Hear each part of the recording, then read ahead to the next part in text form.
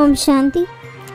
ನಿಮಗೆ ಸ್ಮೃತಿ ಬಂದಿದೆ. ನಾವು 84 ಜನ್ಮಗಳ ಚಕ್ರವನ್ನು ಪೂರ್ಣ ಮಾಡಿದೆವು. ಈಗ ನಮ್ಮ ಮನೆಯಾದ ಶಾಂತಿಧಾಮಕ್ಕೆ ಹೋಗುತ್ತೇವೆ. ಮನೆಗೆ ಹೋಗಲು ಇನ್ನು ಸ್ವಲ್ಪ ಸಮಯವೇ ಉಳಿದಿದೆ.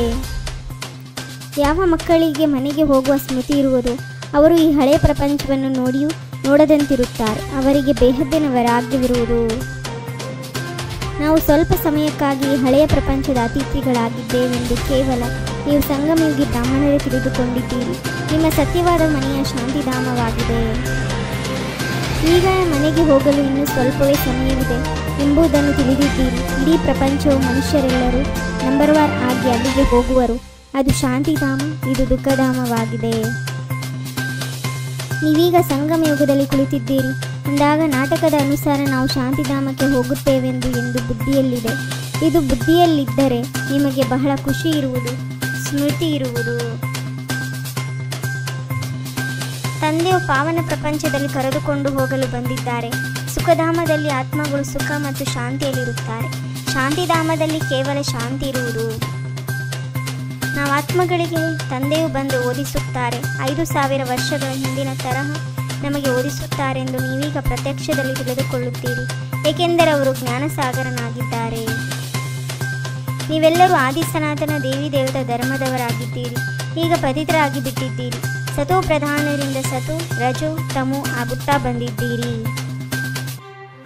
ಈಗ ತಂದೆ ತಿಳಿಸುತ್ತಾರೆ, ಮಕ್ಕಳೇ, ಈ ಅಂತಿಮ ಜನ್ಮದಲ್ಲಿ ಪವಿತ್ರರಾಗಿ. ಇದರಿಂದ ನೀವು ನಂತರ 21 ಜನ್ಮಗಳ ಕಾಲ ಬಹಳ ಸುಖಿಯಾಗುತ್ತೀರಿ. ನೀವೀಗ ಪಾಪಗಳಿಂದ ಮುಕ್ತರಾಗುವ ಪುರುಷಾರ್ಥ ಮಾಡುತ್ತೀರಿ. ಅಂದ ಮೇಲೆ ಗಮನವಿರಲಿ, ನಿಮ್ಮಿಂದ ಯಾವುದೇ ಪಾಪವಾಗಬಾರದು. ದೇಹಾಭಿಮಾನದಲ್ಲಿ ಬರುವುದರಿಂದಲೂ ಅನ್ಯ ವಿಕಾರಗಳು ಬರುತ್ತವೆ. ಪಶ್ಚಾತ್ತಾಪ ಪಡುವಂತಹ ಕೆಲಸವನ್ನು ಮಾಡಬೇಡಿ. ಇದು ಯಾರಿಗಾದರೂ ದುಃಖ ಕೊಟ್ಟಿರಿ, ಪಾಪ ಮಾಡಿದಿರೆಂದರೆ ಬಾಬಾ ಎಂದು ಪಾಪವೇ ಎಂದು ತಂದೆಯ ಬಳಿ ಬಂದು ಕೇಳಬಹುದು. ಜನ್ಮ ಜನ್ಮಾಂತರದ ಹೊರೆಯು ತಲೆ ಮೇಲಿದೆ. ಎಷ್ಟು ನೆನಪಿನಲ್ಲಿರುತ್ತೀರೋ ಅಷ್ಟು ಹಗುರವಾಗಿರುವಿರಿ. ಉಕ್ಕು ಬಿಡುತ್ತಾ ಹೋಗುವುದು ಮತ್ತು ಖುಷಿಯು ಹೆಚ್ಚುವುದು. ನೀವೀಗ ಮಕ್ಕಳು ತಿಳಿದುಕೊಂಡಿದ್ದೀರಿ. ಅವರು ನಮಗೆ ತಂದೆಯೂ ಆಗಿದ್ದಾರೆ, ಶಿಕ್ಷಕರೂ ಆಗಿದ್ದಾರೆ, ಸದ್ಗುರುವೂ ಆಗಿದ್ದಾರೆ. ಸೃಷ್ಟಿ ಆದಿ ಮಧ್ಯ ಅಂತ್ಯದ ಚಕ್ರ ಮತ್ತು 84 ಜನ್ಮಗಳ ಜ್ಞಾನವು ನಿಮ್ಮ ಬುದ್ಧಿಯಲ್ಲಿದೆ. ಯಾವಾಗ ನೀವು ಕರ್ಮಾತೀತ ಸ್ಥಿತಿಗೆ ಸಮೀಪ ತಲುಪಿರುವಿರೋ ಆಗ ನಿಮ್ಮಿಂದ ಯಾವುದೇ ವಿಕರ್ಮಗಳಾಗುವುದಿಲ್ಲ. ಈಗ ಸ್ವಲ್ಪ ವಿಕರ್ಮಗಳಾಗಿಬಿಡುತ್ತವೆ. ನಿಮಗೀಗ ತಿಳಿದಿದೆ, ನಾವು ಅಕಾಲ ಮೂರ್ತಿ ಆತ್ಮನಿಗೆ ಸಿಂಹಾಸನವೆಲ್ಲಿದೆ. ಈ ಪ್ರಕೃತಿಯ ಮಧ್ಯದಲ್ಲಿ ನಮ್ಮ ಸಿಂಹಾಸನವಿದೆ. ಅಮೃತಸರದಲ್ಲಿಯೂ ಅಕಾಲ ಸಿಂಹಾಸನವಿದೆಯಲ್ಲವೇ? ಏಕೋಂಕಾರ, ಇದರ ಅರ್ಥವನ್ನು ನೀವು ತಿಳಿದುಕೊಂಡಿದ್ದೀರಿ. ಮನುಷ್ಯರು ಮಂದಿರಗಳಲ್ಲಿ ಹೋಗಿ ಅಚ್ಯುತ್ಯಂ ಕೇಶವಂ ಎಂದು ಹಾಡುತ್ತಾರೆ. ಅರ್ಥವೇನೂ ಇಲ್ಲ. ಮಾಯು ನಿಮ್ಮನ್ನು ಇನ್ನೂ ಬಿರುಗಾಳಿಗಳಲ್ಲಿ ತೆಗೆದುಕೊಂಡು ಹೋಗುತ್ತದೆ. ಶಕ್ತಿಶಾಲಿಯೊಂದಿಗೆ ಶಕ್ತಿಶಾಲಿಯಾಗಿ ಹೋರಾಡಿ ಎಂಬುದು ತಂದೆಯ ಆದೇಶವಾಗಿದೆ.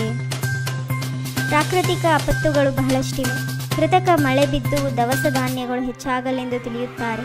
ಎಷ್ಟೇ ಮಳೆ ಬಿದ್ದರೂ ಸಹ ಪ್ರಾಕೃತಿಕ ವಿಕೋಪಗಳಂತ ಅವಶ್ಯವಾಗಿ ಆಗುವುದು.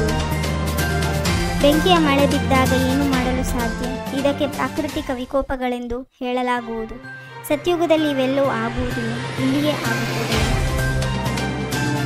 ನಾವು ಸತ್ಯುಗದಲ್ಲಿದ್ದಾಗ ಜಮುನಾ ನದಿಯ ತೀರದಲ್ಲಿ ಚಿನ್ನದ ಮಹಲುಗಳಿರುತ್ತೇವೆ. ನಾವು ಕೆಲವರೇ ಅಲ್ಲಿರುತ್ತೇವೆ. ಕಲ್ಪಕಲ್ಪವು ಅದೇ ರೀತಿ ನಡೆಯುತ್ತದೆ. ಮಾಯಾರೂಪಿ ಜಿನ್ನಿಂದ ಪಾರಾಗಲು ಬುದ್ಧಿಯನ್ನು ಆತ್ಮಿಕ ಸೇವೆಯಲ್ಲಿ ಬ್ಯುಸಿಯಾಗಿಟ್ಟುಕೊಳ್ಳಬೇಕಾಗಿದೆ. ತಂದೆಗೆ ಸಂಪೂರ್ಣ ಸಹಯೋಗಿಗಳಾಗಬೇಕಾಗಿದೆ.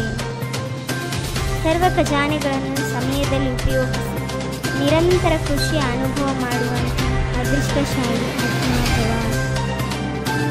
ತಂದೆಯ ಶ್ರೇಷ್ಠ ಆಸೆಗಳನ್ನು ದೀಪವನ್ನು ಬೆಳಗಿಸುವಂಥವರೇ ಕುಲದೀಪಕರಾಗಿರುವಿಲ್ಲ.